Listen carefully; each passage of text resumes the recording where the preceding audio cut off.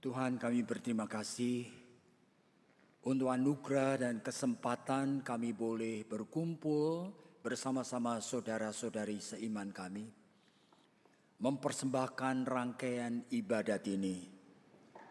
Pada saat kami menyanyi, kami ingin sekali menyanyi untuk-Mu, Tuhan. Pada saat kami berdoa, kami bercakap-cakap secara pribadi dengan Engkau. Dan pada saat kami mendengarkan akan kebenaran penguraian dari firman-Mu, kami juga ingin sekali sama seperti Maria yang duduk tersimpu di kaki Tuhan dan siap untuk mendengar. Kami tidak mau menjadi orang yang membodohi diri kami sendiri, yang datang hanya kebaktian sebagai rutinitas, bahkan kebiasaan, sebagai orang Kristen yang seharusnya ikut ibadat Kristiani. Tetapi Tuhan, kami ingin merebut momentum prima, kairos dari Tuhan, waktu yang Tuhan sediakan, yang secara khusus memang disediakan untuk kami. Supaya kami boleh berinteraksi dengan Allah yang kami tidak lihat dengan mata jasmani kami. Bahkan perasaan kami pun kadang-kadang tidak bisa merasakan kehadirannya. Tetapi di dalam iman kami percaya. Sama seperti yang Tuhan Yesus sendiri pernah janjikan, di mana ada 2 atau 3 orang berhimpun di dalam namanya, Dia akan hadir di sana. Dan kami percaya Tuhan, Engkau yang kudus hadir bersama dengan kami. Oleh sebab itu pada saat kami membaca dan memikirkan mengenai kebenaran firman-Mu Tuhan. Dan kami tahu bahwa manusia seperti pengkhotbah yang berdiri di mimbar ini hanyalah alat. Yang kadang-kadang bisa menjadi alat yang tidak baik, yang tidak secara utuh menghadirkan kebenaran firman-Mu. Biarlah Roh Kudus bekerja dengan leluasa, sehingga apa yang diberitakan betul-betul akan dilengkapi, bahkan pada saat kami menggumuli, kami boleh dibimbing masuk di dalam kebenaran yang memang Engkau sediakan bagi kami. Tuhan, dengar akan seluruh sembahyang kami dan tolong kami, oleh karena hanya di dalam nama Tuhan Yesus Kristus yang adalah firman itu sendiri, dalam namanya yang kudus itu, kami sudah berdoa. Amin. Jadi saudara, hari ini adalah hari Thanksgiving Day. Ya, jadi hari kita di seluruh dunia itu merayakan Thanksgiving. Saudara, untuk itu saya diminta untuk mengkhotbahkan dari Lukas 17. Saudara, Lukas pasal 17 ayatnya yang ke-11 sampai ayatnya yang ke-19. Dalam perjalanannya ke Yerusalem, Yesus menyusur perbatasan Samaria dan Galilea. Jadi Tuhan itu sedang berjalan menuju ke Yerusalem. Nah, mungkin saudara tahu bahwa Palestina itu terbagi dalam 3 bagian. Yang utara itu Galilea, di tengah itu Samaria, dan menuju ke Yudea. Dan di perbatasan itulah, ketika ia memasuki suatu desa, datanglah 10 orang kusta yang menemui dia. Mereka tinggal berdiri agak jauh. Dan mereka itu berteriak, "Yesus, Guru, Rabuni, kasihanilah kami."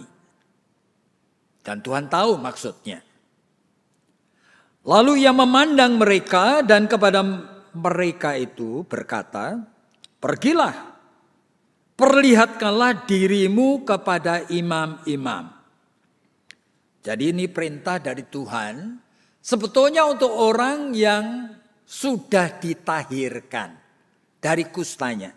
Nah, saudara bisa lihat dalam Keluaran 23 misalnya, dalam Bilangan, dalam kitab Ulangan juga pasal yang mungkin 16. Memang diingatkan, kalau seorang itu kena kusta dan sudah disembuhkan, ya yang bisa mengecek itu adalah ditunjukkan ke imam.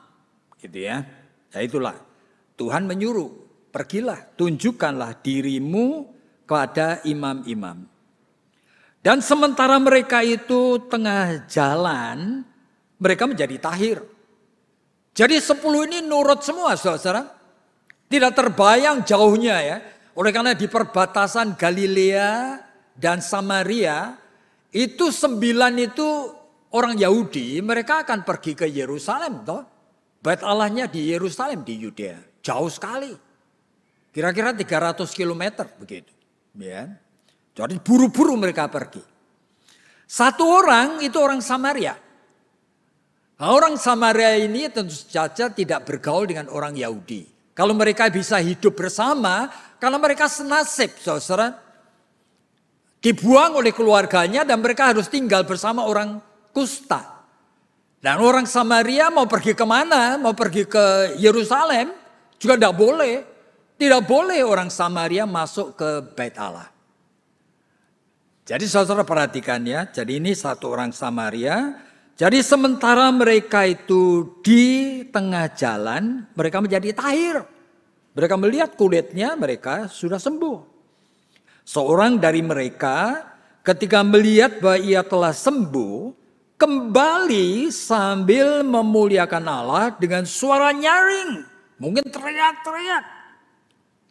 Lalu tersungkur di depan kaki Yesus dan mengucap syukur kepadanya. Orang itu adalah seorang Samaria itu. Ya itulah. Lalu Yesus berkata, bukankah 10 orang tadi semuanya telah menjadi tahir? Lalu di manakah yang 9 orang itu?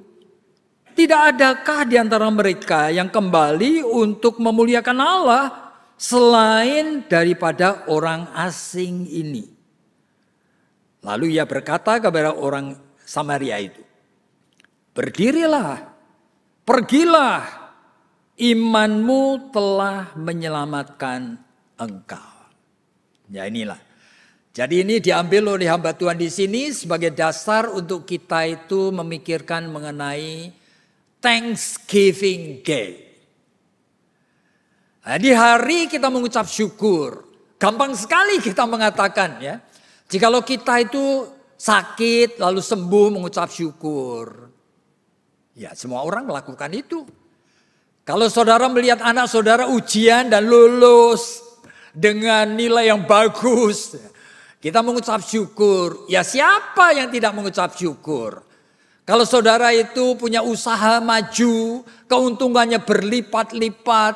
Nah saudara senang sekali dan pasti mengucap syukur. Nah masa sih Thanksgiving Day ini hanya waktu untuk kita itu melakukan yang seperti itu. Yang sebetulnya dunia ini lakukan. Lalu kekhususannya itu di mana? Begitu. Apa 9 orang itu tidak mengucap syukur? Saya percaya sekali. Mereka itu semua orang punya hati nurani. Yang sim. Sudah pasti sambil pergi itu mereka kalau sembuh. Mereka lari cepat oleh karena ingin membuktikan dirinya. Barangkali nanti beberapa hari kemudian sampai ke Yerusalem. Ya kan? Dan mereka pasti akan mengucap syukur dengan mulut mereka. Bahkan biasanya mereka itu diminta untuk mempersembahkan korban. Sebagai buah dari syukur itu. Semakin kaya keluarga mereka, semakin besar persembahan mereka. Tetapi kenapa Tuhan Yesus tidak memuji? Kenapa Tuhan Yesus itu mengatakan, bukankah 10 orang yang ditahirkan? Kenapa cuma 1 orang asing ini yang datang kembali? Dan yang dinilai Tuhan mengucap syukur. Jadi pada saat kita itu merayakan akan Thanksgiving Day. Perlu sekali ya kita itu untuk memahami sebetulnya Thanksgiving yang Tuhan inginkan itu seperti apa. Ya memang setiap orang mendapatkan apa yang dia mau ya bersyukur, tetapi bukan itu. Oleh karena kalau itu tidak perlu sebagai suatu pelajaran khusus dan tidak perlu sebetulnya keunikan dari iman Kristen. Jadi dalam kehidupan kita sebagai orang Kristen kita tahu di dalam 1 Tesalonika 5 ayatnya yang ke-18 Rasul Paulus mengingatkan, hendaklah kita mengucap syukur di dalam segala sesuatu.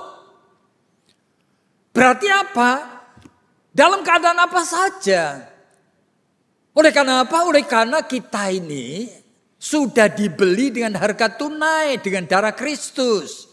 Sehingga status kita sudah memberikan jaminan untuk mendapatkan segala sesuatu kekayaan surgawi yang Tuhan sediakan bagi setiap orang yang percaya.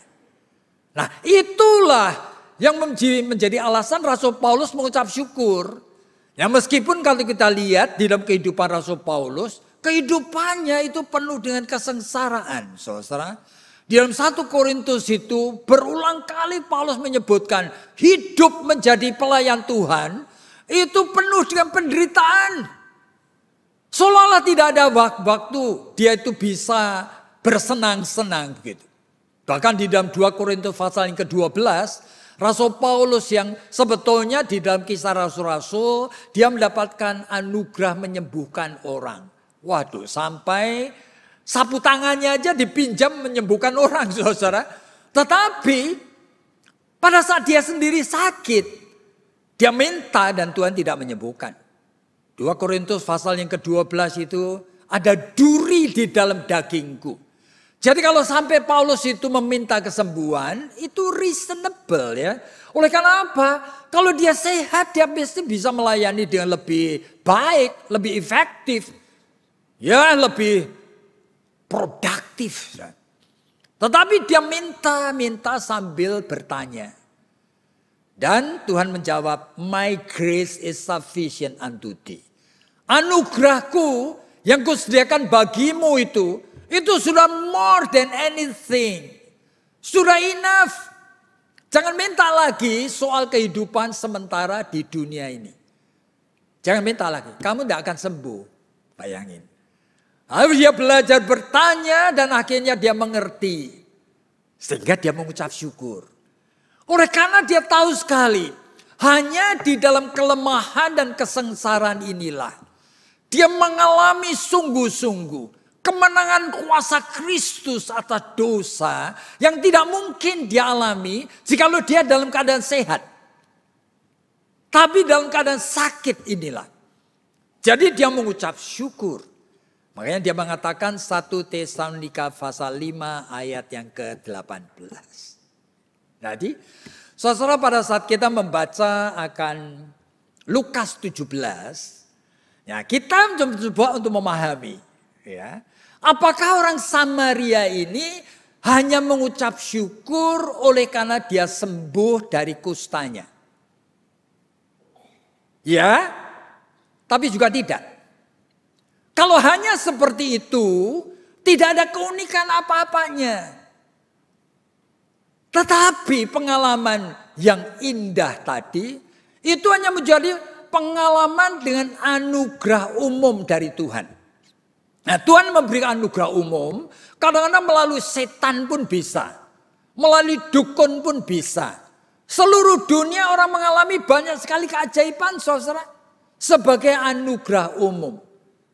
Tetapi pengalaman yang hebat itu, yang kadang-kadang merupakan miracle-miracle itu di dalam Alkitab disebutkan tidak pernah menjadi jaminan daripada iman yang sejati.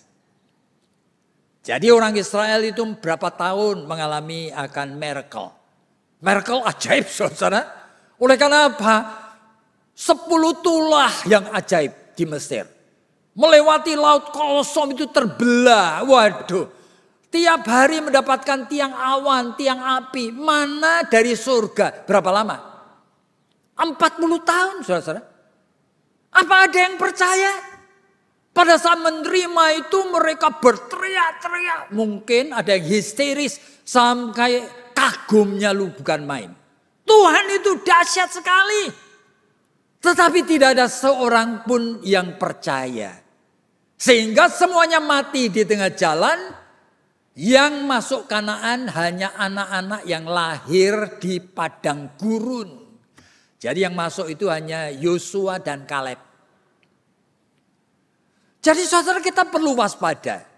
Pada saat kita belajar mengucap syukur, itu mengucap syukur oleh karena reason apa? Apa enggak boleh orang sakit sembuh lalu mengucap syukur? Ya selayaknya, seharusnya. But, ada batnya. Jadi soal sakit dan sembuh, soal ujian dan lulus, ya kan? Soal usaha dan diberkati, itu common grace, anugerah umum yang Tuhan sediakan untuk semua orang. Tetapi bagi orang yang percaya, ada anugerah khusus. Anugerah khusus ini yang seharusnya kamu dan saya lebih inginkan. Makanya saudara membacakan Mazmur 73 misalnya. Itu sampai pemazmur mengatakan, Tuhan yang kuinginkan hanya Engkau. Baik di surga maupun di bumi ini. Jadi menginginkan Tuhan. Oleh karena tahu sebetulnya hidup di dunia yang sementara ini. Itu hanya hidup merupakan konteks. Melalui ratusan pengalaman. Apakah saudara mulai belajar kenal Dia? Apa saudara mulai belajar mengasihi Dia?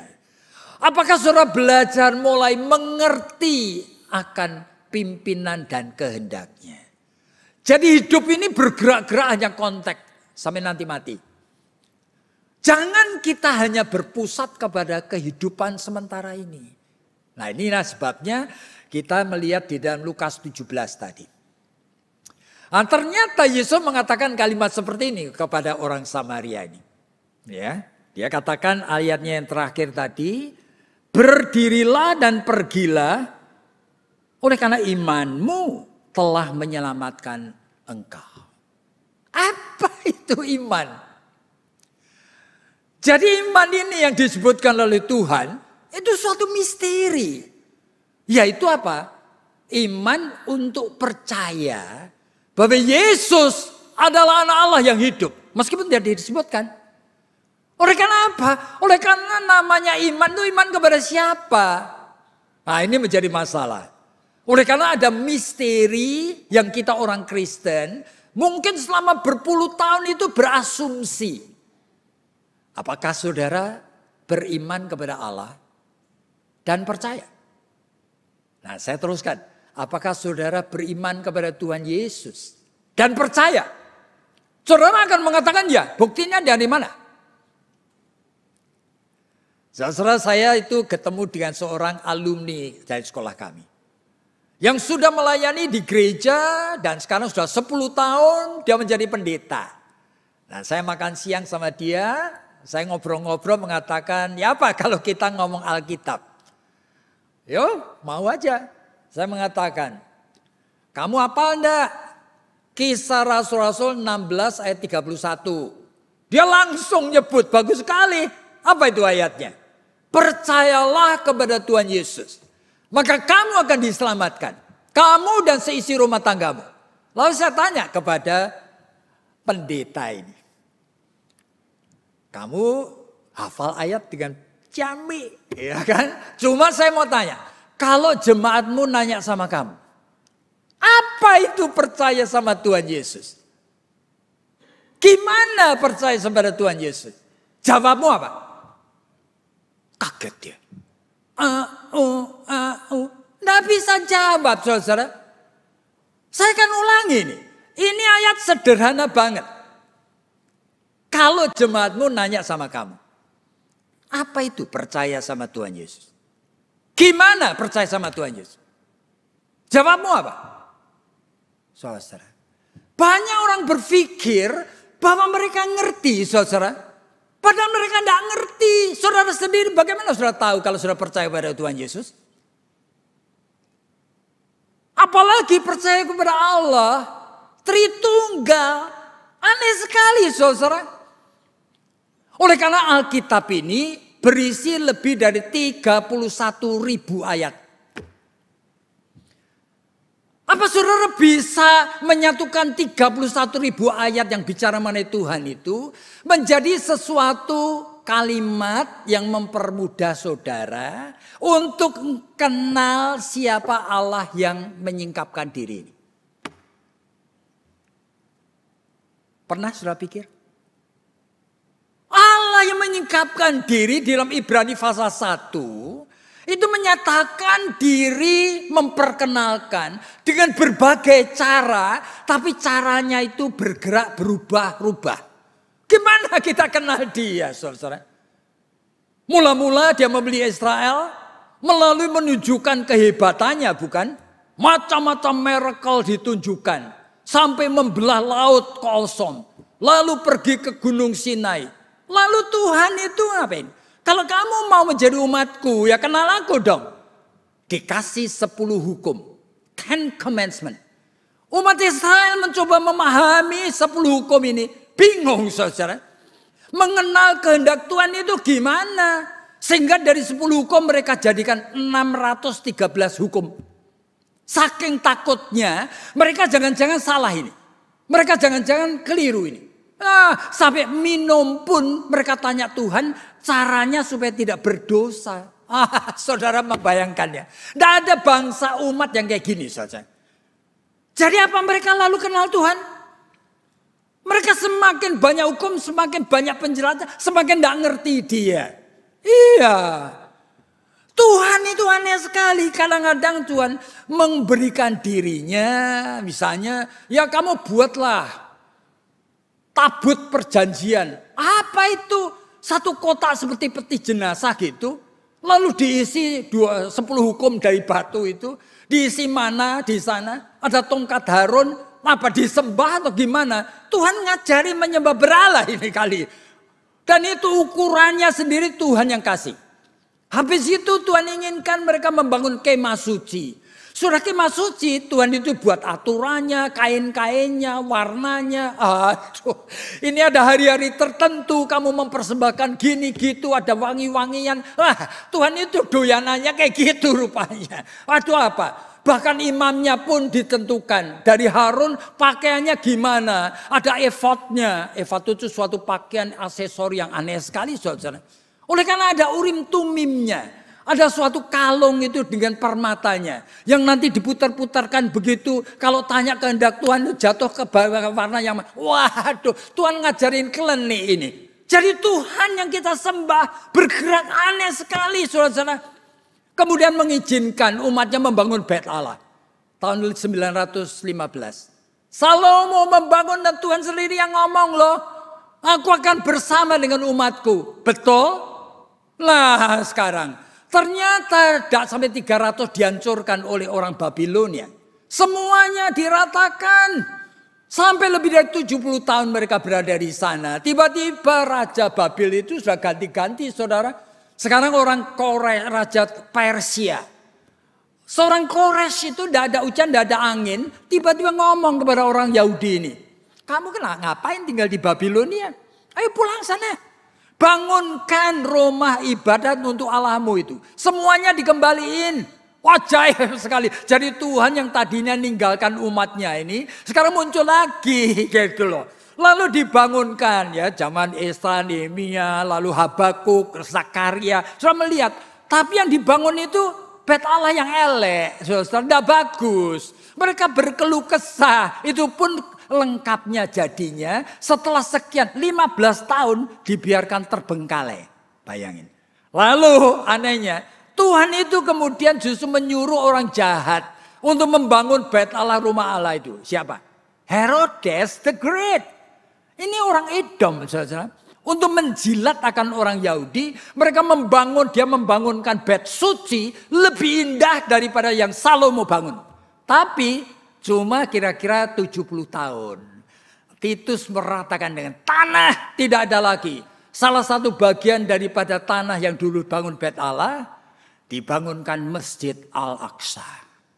Dan seluruh dunia sekarang setuju. Tidak boleh lagi membangun Bait Allah. Loh, Tuhan di mana? Ya kita ngerti dalam Yohanes pasal yang keempat. Tuhan itu mengatakan tidak ada lagi nanti menyembah Allah di Gerizim atau di Yerusalem. Oleh karena Allah itu roh. Yang hanya bisa disembah dalam roh dan kebenaran. Yo ngerti dia? Lah, makanya aneh sekali. Apa kita kenal Tuhan? Allah Tritunggal. Ada Bapa, ada Putra. Nah, Allah tidak pernah punya anak. Gimana punya putra? Kan aneh sekali, ini hanya sebutan. Yohanes bisa menangkap. Oleh karena apa yang disebut anak itu bukan Allah punya anak. Nanti Natal jangan keliru kalian. Allah tidak punya anak. The firstborn out of God. Yang pertama kali keluar dari diri Allah. Apa itu? Pada saat Allah berfirman. Makanya Yohanes itu pasal 1 mengatakan pada mula pertama adalah firman.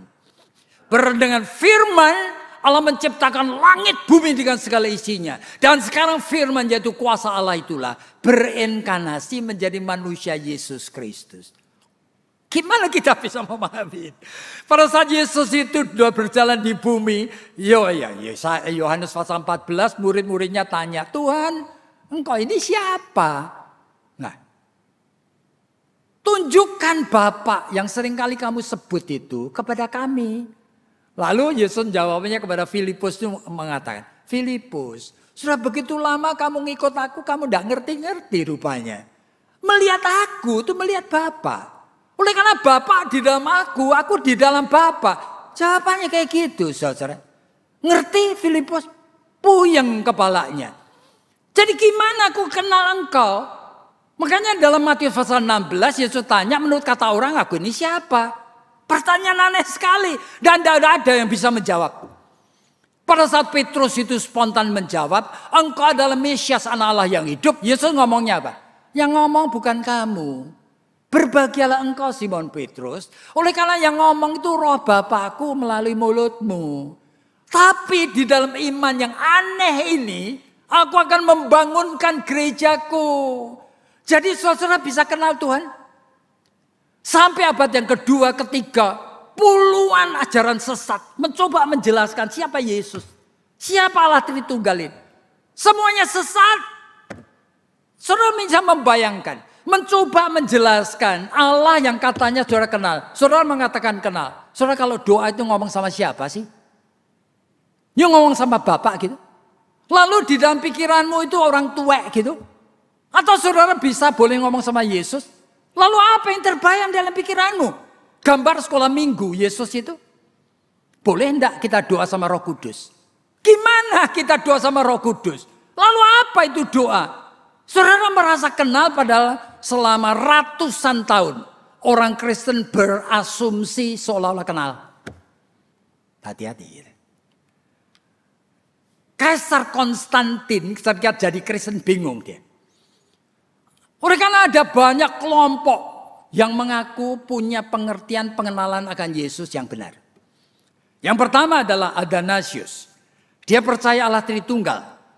Tapi yang lain adalah Arius. Yang percaya Yesus itu manusia biasa yang cuma dipenuhi roh. Lalu Kaisar Konstantin terpaksa ngumpulin mereka. Lebih dari 300 pemimpin gereja saat itu. Tahun 325. Membuat apa? Ketemu di konsili di Nisea. Hasilnya pengakuan iman yang tadi saudara ucapkan. Tapi sampai batasan Yesus saja. Oke? Namanya pengakuan iman Nisea. Tapi beberapa tahun kemudian orang mulai nanya, Roh Kudus itu Allah atau bukan? Oleh karena Yesus mengutus Roh Kudus, Bapa mengutus Roh Kudus, ya apa ini? Terpaksa kumpul lagi di Konstantinopel tahun 381. Lalu lahirlah 12 pengakuan iman rasuli kita. Ngerti saudara? Rasanya ngerti.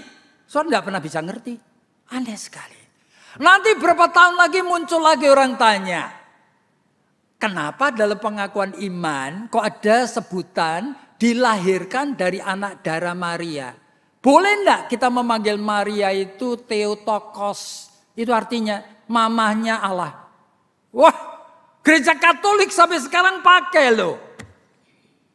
Padahal Yesus tidak pernah memanggil Maria itu meter. Tidak pernah mother, tidak pernah. Yesus selalu memanggil Maria itu gunai. Wanita. Loh, aneh sekali saudara. Jadi bagaimana saudara ngebayangin yang saudara katanya tahu dan percaya? Terpaksa kumpul lagi, adakan konsili di Efesus. Nanti berapa tahun muncul lagi, Yesus itu sebetulnya 100% manusia atau 100% Allah atau 50% manusia, 50% Allah. Gimana caranya tahu? Oleh karena muncul ajaran yang namanya monofisit. Yesus itu satu zat saja. Terpaksa kumpul lagi, yaitu konsili di Kalsidon. Terus menerus berpuluh-puluh konsili mencoba apa? Menjelaskan siapa Allah yang kita itu percayai. Tidak pernah bisa. Konklusinya apa? Saudara bisa kenal Tuhan Yesus? Tidak mungkin. Apalagi percaya. It's impossible. Saudara bisa kenal Allah Tritunggal? Tidak mungkin. Apalagi saudara bisa menyembah Dia. 1 Korintus pasal 2 ayat 9 itu mengatakan apa? Segala sesuatu yang Allah sediakan bagi orang percaya memang tidak pernah ada dalam pikiran manusia. Tidak pernah ada dalam hati manusia. Berarti completely manusia tidak tahu. Tuhan tahu ini. Saudara dan saya tidak mungkin bisa kenal di Tuhan Yesus dan percaya. Tidak mungkin bisa menyembah Allah Tritunggal yang ajaib itu. Makanya Allah memberikan kasih karunia. Lah apa ini? Kelahiran baru. Mulai dengan roh saudara. Sehingga meskipun saudara tidak ngerti, saudara tidak bisa lari. Saudara meskipun saudara bingung, kalau saudara menerima kelahiran baru. Saudara berada di dalam suatu track. Yang tidak bisa mundur, tidak bisa lari. Saudara hanya punya pilihan, saya mau kenal apa enggak. Nah, sayang sekali jadi banyak orang Kristen, ini cuma beragama Kristen. Sehingga dalam James Fowler yang pernah saya terangkan di sini beberapa tahun yang lalu. Dia menemukan ada 7 macam manifestasi iman. Jadi kalau manifestasinya itu zero, itu namanya undifferentiated faith. Yaitu orang Kristen datang gereja, tidak ngerti tujuannya dan maksudnya mau apa. Cuma datang-datang aja gereja. Padahal tidak tertarik untuk dengarkan firman. Sehingga pada saat pemberitaan firman, terus buka-buka HP. Ya gitu. Tapi tidak sungkan-sungkan saudara. Bahkan tidur. Tapi nanti minggu depan datang lagi. Yaitu tipe zero. Tapi kita tidak bisa mengatakan dia bukan orang Kristen loh. Karena dia mau dibaptis, dia datang gereja, cuma datang tidak ngerti tujuannya. Nah, kalau menjadi lebih baik lagi dikit. Nah, Fowler itu mengatakan jangan-jangan intuitive projective faith. Yaitu orang yang sekarang feelingnya, intuisinya itu sudah punya reason untuk mau jadi Kristen. Lalu ditanya, ngapain kamu ke gereja? Aku senang di gereja. Nah, kenapa senang? Ya aku senang oleh karena suasana gereja enak, yang lagu-lagunya menyenangkan. Oh gitu ya. Teman-temanku banyak di sini. Oh gitu. Jadi intuitif projektif ini yang disenengin ada. Misalnya aku tuh diminta menjadi pemain piano. Aku memang suka main piano. Tapi saudara orang tersebut belum tentu sudah kenal Tuhan. Kenapa? Oleh karena cuma senengnya. Dan tidak ada kaitannya dengan firman Tuhan. Sehingga dia tidak pernah membaca Alkitab dengan serius. Tidak pernah mencatat. Tidak pernah mencari Tuhan. Dia cuma senang di gereja. Jadi banyak aktivis kan seperti itu. Nah, apa ini bukan orang Kristen? Juga saudara tidak bisa mengatakan begitu. Tapi kalau lebih baik lagi dikit namanya mythical literal faith. Ini orang Kristen sudah punya reason untuk percaya kepada Tuhan. Kalau ditanya, ngapain sih percaya kepada Allah? Habis kita butuh Allah. Kalau sampai aku sakit aku doa sama siapa? Kalau aku pengen tokoku maju, aku minta sama siapa? Ya itu isi pertanyaan, permintaan tok. Bahkan orang mythical ini menjadi ajaib. Mamaku kena cancer. Sekarang bukan jual tok loh. Aku puasa sebulan penuh. 2 bulan penuh. Karena apa? Aku pengen Tuhan kasihan sama aku. Sehingga aku 2 puasa, Tuhan kabulkan aku. Itu kan pikiran klinik. Itu bukan ajaran Kristen, saudara. Jadi ini dia cuma butuh berkat Tuhan dan pertolongan Tuhan. Makanya dia tekun-tekun itu, tapi pikirannya seperti agama-agama lain. Nggak ngerti dia. Oke. Tapi kalau lebih baik lagi dikit, namanya sintetik konvensional. Nah ini orang Kristen ini sudah mulai bisa copy paste. Ajaran pendetaku, ya aku tempelkan, aku ajarkan orang lain. Jadi orang level yang seperti ini sudah bisa menjadi pendeta. Sudah bisa menjadi guru sekolah minggu. Tapi dirinya sendiri tidak pernah mencari Tuhan.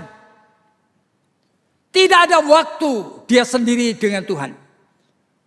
Dia tidak mengadakan waktu untuk berkenalan dan bergaul dengan Tuhan. Jadi membaca Alkitab itu baca-baca begitu aja. Dia bukan manusia rohani. Dia hanya copy paste, saudara. Dan dia akan mengagumkan orang oleh karena bisa cerita, bisa khotbah. Belum tentu dia itu mengenal Tuhan. Lalu James Holland mengatakan setelah itulah ada suatu fase yang namanya individuatif reflektif. Nah, baru ini orang yang punya kesadaran. Dan kesadaran ini sebetulnya itu dari Tuhan. Yaitu bahwa Allah itu betul ada. Sehingga aku membutuhkan dia. Kalaupun yang khotbah di gereja ini membosankan, aku tetap saja catat. Kenapa?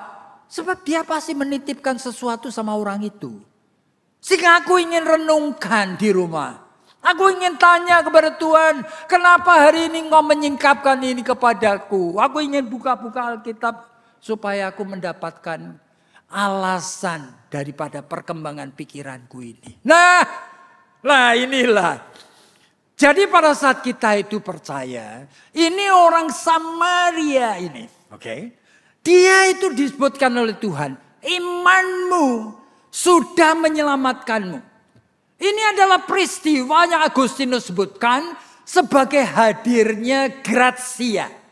Yang entah kenapa meskipun kita tidak ngerti, tetapi kita tidak bisa lari dan kita kepingin sekali mengenal.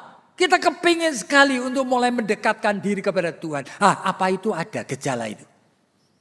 Bagi orang yang sudah ada di dalam proses di mana gejala ingin mengenal Tuhan, itu saudara sudah sikapi secara personal. Dan saudara sudah betul-betul mengatur diri supaya saya tidak mempermainkan dia. Berarti saudara sudah ada di dalam posisi yang benar. Nah sekarang persoalannya. Apa yang terjadi next? Oleh karena orang yang berada dalam posisi seperti ini akan tahu. Bahwa sebetulnya nextnya itu tetap ada di dalam pimpinan Roh Kudus. Loh lalu gimana? Apa itu? Saudara kalau saudara membacakan surat-surat Paulus. Ada 13 surat Paulus. Dari 13 surat Paulus seringkali bergumul dengan kesulitan untuk menjelaskan esensi iman.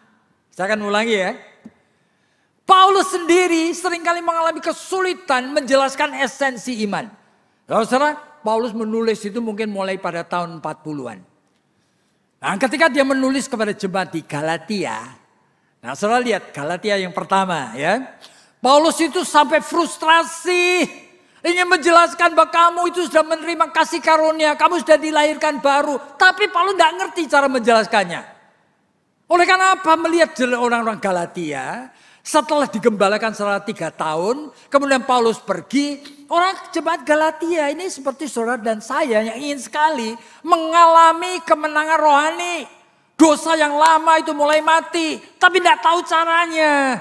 Kini kedatangan orang-orang Yahudi Kristen yang anti Paulus.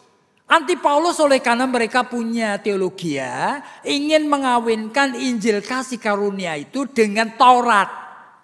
Sehingga mereka mengatakan, Tuhan Yesus sendiri tidak menolak Taurat. Sehingga kamu itu yang kehilangan dalam mengabaikan Taurat. Lalu mereka mulai Orang-orang Galatia mulai belajar doa, puasa, mulai mengabarkan Injil, mulai baca Alkitab. Loh masa tidak boleh?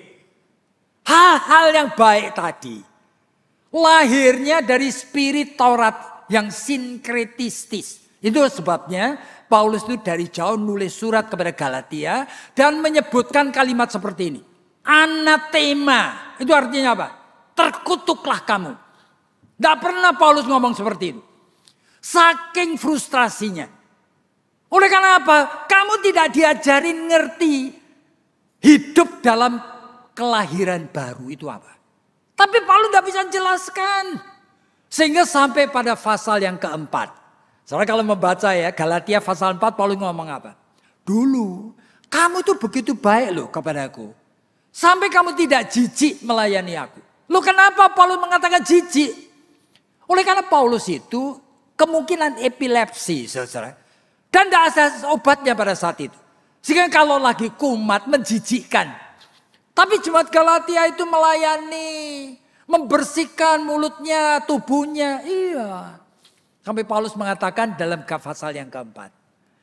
Kamu tidak jijik. Bahkan, jikalau saat itu, aku minta kamu mencungkil biji matamu. Kamu mungkin mau loh, kasihkan aku. Itu ada dalam Galatia 4. Saking baiknya kamu sama aku. Tetapi sekarang pada saat aku mau menjelaskan mengenai kasih karunia atau kelahiran baru. Kamu menjadikan aku musuhmu. Iya ada di dalam Galatia 4. Sampai aku tidak punya akal lagi. Aku persis seperti perempuan yang mau bersalin tidak keluar-keluar. Paulus bawat. Oleh karena apa? Tidak ngerti menjelaskannya. Baru muncul penjelasan Paulus itu di dalam tahun 58. Yaitu pada saat Paulus menulis kepada jemaat Efesus.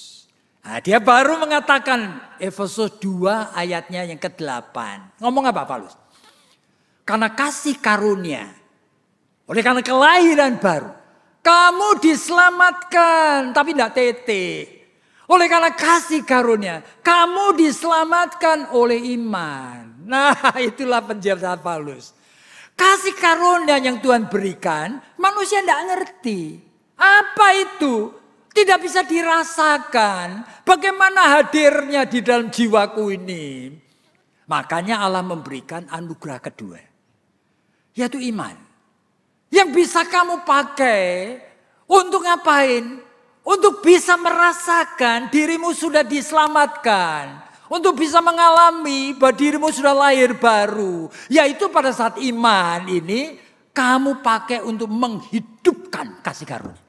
Makanya Filipi pasal 2 itu kan menyebutkan kalimat seperti ini. Work out your salvation. Kerjakan keselamatan itu. Dengan takut dan gentar. Jikalau tidak keselamatan yang sudah dianugerahkan itu mandek. Tidak ngerti. Makanya mungkin 4-5 tahun yang lalu saya pernah cerita di tempat ini. Saya kenal seorang wanita yang punya anak laki-laki. Anak laki-laki ini sudah lulus SMA main motor. Ya, soalnya malah mengingat ya. Kalau karena teman-temannya punya motor, tapi mamanya mengatakan enggak. Tapi akhirnya oleh karena kasihan dikasih motor juga. Jadi anak laki-laki naik motor, kuliah dengan baik-baik nurut kata-kata mamanya. Enggak ngebut. Tapi dasar anak muda, malam-malam pulang dengan teman-temannya diajak kebut-kebutan, dia tidak terima. Tabrakan. Sampai 2 kakinya itu patah. Dibawa ke rumah sakit, disambung dengan pen tertentu, digip, lalu tiduran lebih dari 3 minggu. Ya, kemudian dokter kasih ronsen. Wah, setelah 3 minggu ternyata sambungannya bagus sekali. Dokter mengatakan kamu sudah sembuh. Lalu gipnya dipotong dibuka. Lalu dia ngomong, nah mulai besok kamu belajar jalan ya. Nah betul, dia ngomong sama suster-susternya. Ini anak ini besok belajar jalan. Betul, malam hari setelah dia anak itu mulai belajar jalan. Dipegangin sama 2 suster, saudara. Ketika pertama kali kakinya napak ke lantai, kaget sekali. Waduh sakitnya. Luar biasa sakitnya. Sampai dia teriak-teriak, dia keluar keringat dingin, dia tidur terengah-engah di tempat tidur dan mengatakan aku enggak mau, sakit. Dibujuk-bujuk tetap tidak mau. Nah sudah, besok paginya dokter lagi visit, ya kan. Lalu dokter tanya ini. Lalu suster mengatakan, ya itu pemuda di sana itu. Dia tidak mau belajar jalan. Oh gitu. Dokternya deketin anak itu dan nepuk-nepuk kakinya. Nah, pilihannya cuma satu. Lu kalau memang mau seumur hidup tiduran, ya sudah, tidak apa-apa, tidak usah belajar jalan. Cuma kalau kamu itu mau kemudian kembali aktif seperti dulu, tidak ada pilihan. Ya mesti turun belajar jalan. Terpaksa dia mikir-mikir. Ya, minta tolong dua suster pegangin kanan kiri, dia turun, sampai teriak-teriak, nangis-nangis. Sakit sekali sampai badannya gemetar. Tapi hari kedua, hari ketiga dia sudah mulai bisa pegangan rel. Kemudian pakai sekarang sudah kemana-mana. Keselamatan mirip seperti itu. Anugerah keselamatan itu harus work out, harus dikerjakan. Dan iman itu seharusnya kamu itu make it happen. Nah, iman itu diberikan Tuhan supaya yang sudah Tuhan beri ini hidup. Nah, itulah sebabnya. Makanya kepada orang Samaria itu Yesus mengatakan, imanmu sudah menyelamatkan kamu. Jadi pada saat itu dia bisa bersyukur kepada Tuhan. Bukan dengan pengucapan syukur ya persis seperti yang lain. Tapi pengucapan syukur oleh karena tahu. Bahwa aku melalui kesembuhan ini. Mengenal dia. Aku bisa mendekatkan diri kepadanya. Aku bisa menjadi muridnya. Iman itu sudah menyelamatkan. Jadi pada hari Thanksgiving Day. Sebetulnya shape atau wujud dari pengucapan syukur saudara itu apa? Kalau ini hanya pengucapan syukur secara natural, saudara kamsya sama Tuhan, ya sama aja dengan orang-orang bahkan orang ateis. Tetapi kalau ini lahir dari iman, di mana sudah mengalami, mulai merasakan hidupmu ini miliknya Tuhan. Dan sehingga seharusnya kalau sembuh dari penyakit, jangan sama seperti Hizkia dong. Hizkia itu sakit minta disebutkan Tuhan kasih 15 tahun loh. Tapi bocah, kenapa? Dia tidak pakai itu sebagai apa? Thanksgiving. Lahir dari iman. Sehingga akibatnya dia senang-senang aja. Bahkan dia membangga-banggakan dirinya. Oleh karena apa? Mendapat kunjungan dari Merodah Baladan bin Baladan. Orang dari Babilonia itu. Dia itu tidak cerita apa-apa. Padahal di dalam Yesaya pasal 38. Itu disebutkan. Merodah Baladan bin Baladan mengunjungi untuk memberikan ucapan selamat. Kenapa Hizkia yang sakit sudah sembuh. Mestinya kan cerita. Yang menyebutkan siapa dan bagaimana. Dia sama sekali tidak cerita. Daud di dalam Mazmur pasal 30. Dia pernah menderita sakit kira-kira kemungkinan osteoporosis. Tulang-tulangnya keropos. Jika seringkali sakit banget oleh karena apa? Pecah di sana sini mungkin. Zaman itu tidak ada obatnya saudara-saudara. Plus kemungkinan dia mengalami hipotiroidisme. Jadi dia emosinya itu tidak stabil. Tapi dalam Mazmur 30, dia minta-minta dan Tuhan menyembuhkan. Sehingga dia mengatakan Mazmur itu sebagai suatu ungkapan syukur. Ya, engkau sudah mengubah kain kabungku ini dengan tari-tarian. Oke, indah sekali ya. Tapi apa yang dilakukan Daud setelah itu? Dia sudah menjadi sombong lagi. Sampai dia melakukan pada masa tua itu. Justru menghitung akan kekuatan tentaranya. Yoab tahu loh. Jangan lakukan itu. Tetap lakukan. Dan setelah Tuhan menghajar. Baru dia itu ngerti. Dan dia menuliskan Mazmur 131. Ajaib ya. Di Mazmur itu saya mengatakan Tuhan aku tidak mau lagi berpikir sombong-sombong. Aku hanya ingin menjadi seperti anak yang baru disapih. Yang duduk di kaki mamahnya. Nah itu Daud. Pertobatannya nampak. Tapi sayang sekali. Ada masa dia itu tidak mengerti kalau Tuhan memberikan kesembuhan. Banyak orang Kristen tidak mengerti kenapa Tuhan memberi kekayaan. Tidak mengerti. Dia mengerti ada kekayaan punyaku. Waduh, triliunan ini punyaku. Waduh, kita itu tidak mengerti untuk apa. Semua ini titipan Tuhan. Ya, kalau kita itu melihat akan dunia ini, bahkan orang-orang Muslim gitu ya. Ya, saya kenal beberapa penyair mereka itu, W.S. Rindra. Waduh, itu aja menulis akan ungkapan bahwa semuanya itu titipannya Gusti Allah. Masa kita sebagai anak Tuhan tidak ngerti? Nah, sekarang hidup ini di tengah Thanksgiving, jangan justru menjadikan kita egosentristik. Cuma pengen dapat apa yang Tuhan. Aku syukur oleh karena itu. Tapi mari kita belajar untuk mengerti. Bagaimana kita mengucap syukur oleh karena iman. Sama seperti orang Samaria yang ada di dalam Lukas 17 itu. Mungkin kita bisa minta ya. Mari kita tunduk kepala dan kita hampiri hadirat Tuhan. Tuhan, kami membutuhkan iman yang hidup. Yang mengkaitkan diri kami dengan Engkau sendiri. Sehingga meskipun di tengah hidup kami banyak kebutuhan, tetapi kami tidak akan diperbudak. Hanya untuk mendapatkan pemenuhan dari kebutuhan itu. Dan kami tidak akan mengulang kesalahan. Yang hanya mengucap syukur oleh karena apa yang kami sukai, kami inginkan, kami dapatkan. Tuhan tolong supaya kami mengerti. Kami milik-Mu. Dan menjadi milik Tuhan itu anugerah yang lebih dari segala-galanya. Sehingga kami bisa menyaksikan dalam hidup ini. Bahwa kami mempunyai iman yang memuliakan nama-Mu. Dengarkan doa kami. Berkati jemaat ini. Oleh karena hanya di dalam nama Tuhan Yesus Kristus kami sudah berdoa. Amin.